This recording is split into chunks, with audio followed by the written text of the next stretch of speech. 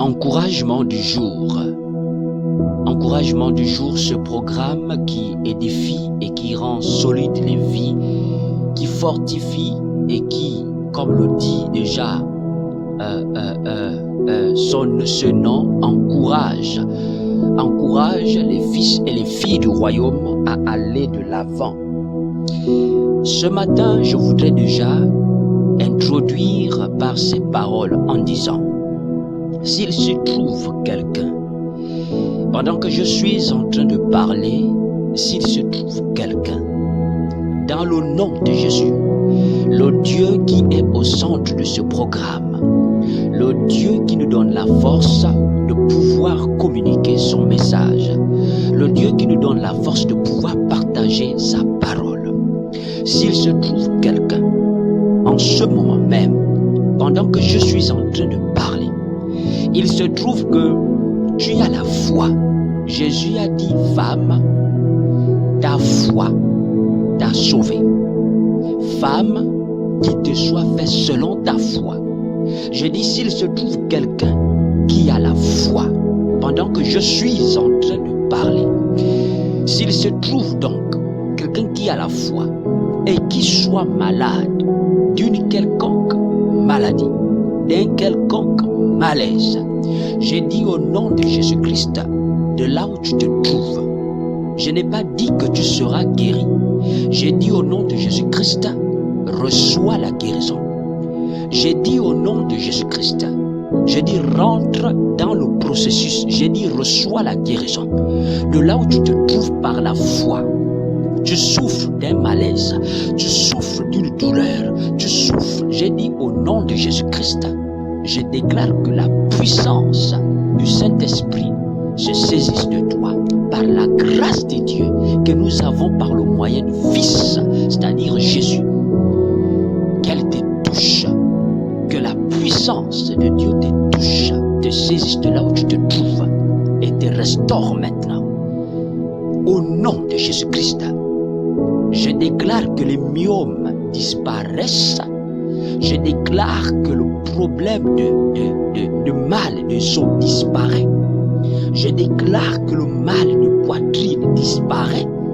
Je déclare que, au nom de Jésus-Christ, que les maris de nuit, tous ceux qui souffrent par le problème de mari de nuit, femme de nuit, les problèmes de masturbation, je déclare que l'esprit malin qui vous tourmente dans ce sens, au nom de Jésus-Christ, libère votre vie de là où vous êtes ce matin.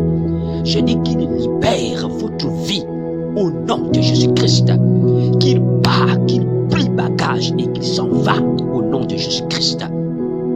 Merci Seigneur. Merci pour toi qui visites. Merci pour les malades qui sont guéris par l'entremise de ce programme. Que seul ton nom soit glorifié. Au nom de Jésus-Christ. Amen.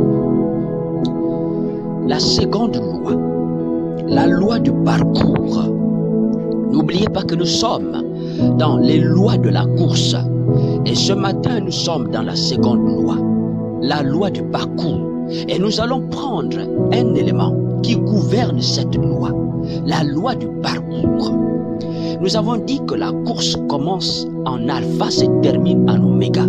Et si la course commence en alpha, se termine en oméga, c'est qu'elle se déroule naturellement entre alpha et oméga. C'est-à-dire que c'est le parcours, ce parcours-là, nous l'avons, cette marche vers le retour de Christ, cette marche vers le ciel, cette marche vers la destinée, nous la parcourons en étant dans, c'est-à-dire entre l'alpha et l'oméga, à l'intérieur de Christ. Et nous avons donné un texte, celui d'Apocalypse 1:8. Mais aujourd'hui, nous allons prendre un second texte, celui de Matthieu 4. Je vais simplement lire un passage. C'est un verset, un chapitre que nous connaissons tous. Et le chapitre parle de Jésus qui est conduit dans le désert pour être tenté par le diable, par l'Esprit de Dieu. Et un seul passage, un verset qui va nous aider ce matin. Permettez que je lise depuis le verset 1. Il est écrit: Alors Jésus fut emmené par l'Esprit dans le désert pour être tenté par le diable. Après avoir jeûné 40 jours et 40 nuits, il eut faim. Le tentateur s'étant approché lui dit, « Si tu es le Fils de Dieu, ordonne que ces pierres deviennent des pains. » Alors notre passage, notre partie, c'est la suivante. Jésus répondit, « Il est écrit. » Oh, Jésus répondit, « Il est écrit. » Le diable pose la question de savoir si tu es le Fils de Dieu. Si tu es le Fils de Dieu, ordonne que ces pierres. Jésus n'a pas dit je suis le Fils de Dieu. Jésus a dit il est écrit. Il est écrit. Il est écrit. Il est écrit. L'homme ne vivra pas seulement de pain. Qu'est-ce que Jésus est en train de faire? Satan dit si tu es le Fils de Dieu. En d'autres termes, Satan savait qui il était. Mais Satan pose la question à Jésus dans le sens de... c'est-à-dire, si tu oublies qui tu es, si tu ignores qui tu es, transforme la pierre en pain. En d'autres termes, Satan, lui, il n'avait pas oublié qui était Jésus. Mais il pose la question à Jésus, si tu es, en d'autres termes, si tu oublies, si tu doutes de qui tu es, transforme. Et donc Satan pousse donc Jésus, voulait pousser Jésus à faire des choses sur la base de son ignorance. Or Jésus n'était pas ignorant. Jésus va dire à Satan, je ne suis pas ignorant. Or l'ignorance de l'identité de qui nous sommes est rattachée à ce que nous savons de ce que nous sommes. C'est-à-dire de la connaissance que nous avons. Jésus va dire, il est écrit. Je voudrais dire à quelqu'un ce matin, ce qui te tue, l'élément central de la loi du parcours, c'est la prise de conscience que si Dieu a commencé avec moi, c'est qu'il sera toujours avec moi. L'élément central de la loi du parcours, c'est la présence de Dieu. Et cette présence-là est rythmée en toi, est mise en mouvement dans ton esprit, dans ton âme, dans ta destinée, par ce que tu connais. C'est-à-dire que qui tu es révèle ce que tu prononces. Qui tu es est déterminé par ce que tu dis. Jésus va répondre à Satan en disant, il est écrit. En fait, ce qui te tue, ce n'est pas le diable. Je voudrais te dire ce matin, écoute-moi très bien. Ce qui te tue, ce n'est pas le diable. Ce qui te tue, c'est ton ignorance. Ce qui te tue, ce n'est pas le diable. C'est ce qui te tue dans le parcours, dans ta marche chrétienne. C'est ton ignorance de la présence de Dieu avec toi et en tout moment. Ce qui te tue, ce ne sont pas les forces des ténèbres, ce ne sont pas les francs-maçons, ce ne sont pas les rosicruciens, ce ne sont pas les maladies. Ce qui te tue, ce n'est pas la maladie. Ce qui te tue, c'est ton ignorance. C'est l'ignorance de qui tu es. C'est l'ignorance de ce qui est écrit à ton sujet.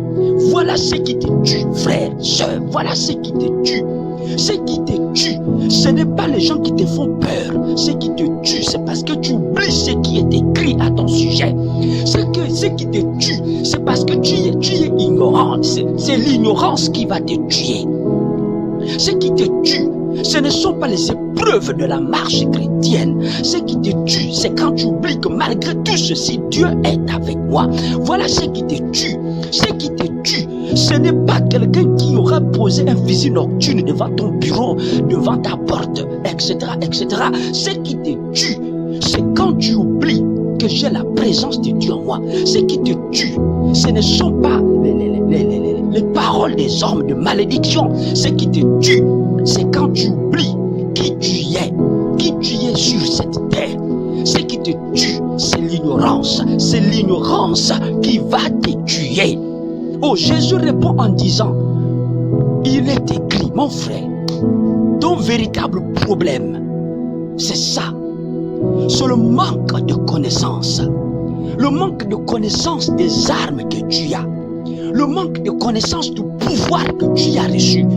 Les gens souffrent, les gens ne dorment pas, les sommeils sont saturés par de mauvais esprits, etc., etc. C'est parce que vous oubliez. Comment un chrétien peut pleurer parce qu'il est perturbé par un malin, par l'esprit du malin. Tu n'as pas à pleurer, mon frère, écoute-moi. Réalise qui tu es. Ce qui te tue, ce n'est pas la maladie, je veux le redire. C'est l'ignorance de ce qui est écrit à ton sujet. De ce qui est écrit à ton sujet. Mais comme les gens ne lisent pas, comme les gens ne méditent pas, comme les gens ne savent pas, comme les gens ne font pas, comme les gens oublient, c'est pourquoi ils sont martelés par les esprits, ils sont martelés par les sorciers, ils sont martelés par les francs-maçons. C'est pourquoi ils s'égarent. Mon frère, ce qui te tue, c'est quand tu éloignes de ton esprit la présence de Dieu. C'est pourquoi tu ne peux que vivre de péché en péché. Parce que ta connaissance, c'est-à-dire que ta conscience de la présence de Dieu en toi et avec toi à tout moment, va t'empêcher de commettre n'importe quoi, va t'empêcher d'aller n'importe où, va t'empêcher de sortir de ta bouche des conneries, va t'empêcher de t'asseoir avec n'importe qui, va t'empêcher de vivre une mauvaise vie. Voilà ce qui te tue. Ce qui te tue, c'est l'ignorance. C'est quand tu n'as pas la prise de conscience de la présence de Dieu avec toi. C'est pourquoi les gens s'égarent. Il est écrit, mon frère, ce que tu connais détermine qui tu es. Mais le tout n'est pas de connaître, mais de se revêtir ce que tu connais.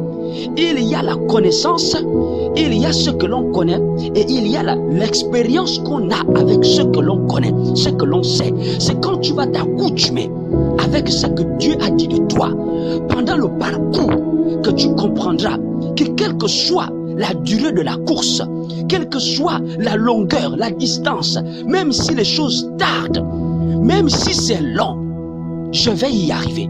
Ce qui te tue, ce n'est pas la distance qui est longue, mais c'est quand tu oublies que Dieu est avec toi malgré que c'est long. Ce qui te tue, ce n'est pas que ça tarde. Ce qui te tue, c'est quand tu oublies que même si ça traîne, ce que Dieu a dit finira par s'accomplir. Ce qui te tue, c'est ton manque de foi. Ce qui te tue, c'est ton manque de persévérance. Nous allons en revenir. Jésus répond, il est écrit. Mon frère, découvrez ce qui est écrit à votre sujet. Revêtez-vous ces paroles. Revêtez-vous ces paroles. Et le diable fuira loin de vous. Toutes les fois que vous allez vous vêtir de la parole de Dieu, le diable va toujours vous fuir. Que Dieu vous bénisse ce matin. Au nom de Jésus-Christ. Oh, je voudrais que de là où tu te trouves, que tu dises, Seigneur, merci pour ta parole. Merci pour ta parole. Oh, que ta parole fasse chair en moi au nom de Jésus. Au nom de Jésus-Christ. Oh, au nom de Jésus-Christ. Amen. Gardez l'écoute. Gardez l'écoute. Nous allons poursuivre et revenir un temps soit peu là-dessus. La première loi, qu'est-ce qui gouverne la seconde loi? Ce matin, la loi du parcours, c'est la prise de conscience de la présence de Dieu avec vous.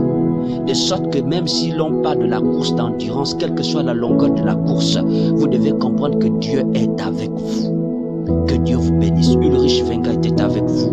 Gardez l'écoute dans ce programme, encouragement du jour.